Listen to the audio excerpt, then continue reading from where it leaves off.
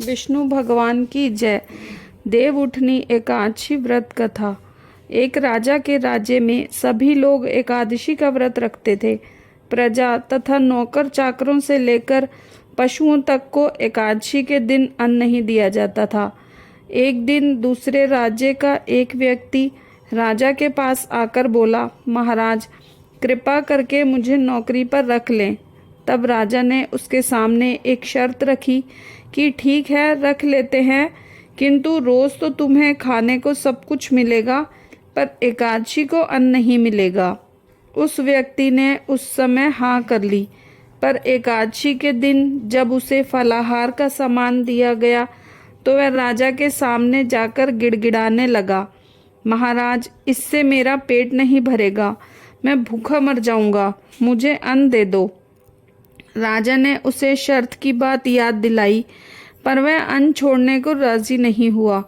तब राजा ने उसे आटा, दाल, चावल सब कुछ दिया।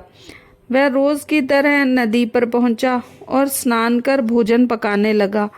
जब भोजन बन गया तो वह भगवान को बुलाने लगा, आओ भगवान भोजन तैयार है। उसके बुलाने पर पीताम्बर धारण किए भगवान चतुर्भुज रूप में आ पहुँचे तथा प्रेम से उसके साथ भोजन करने लगे। भोजन आदि करके भगवान अंतर ध्यान हो गए तथा अपने काम पर चला गया।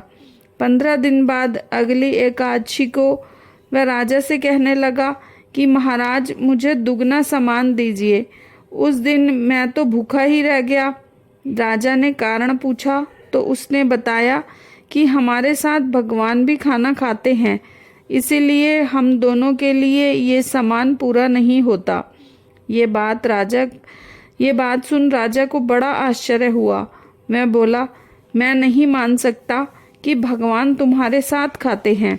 मैं तो इतना व्रत रखता हूँ, पूजा करता हूँ, पर भगवान ने मुझे कभी दर्शन नहीं दिए। राजा की बात सुनकर वह बोला, महाराज यदि विश्वास न हो तो साथ चलकर देख लें। राजा एक पेड़ के पीछे छिपकर बैठ गया।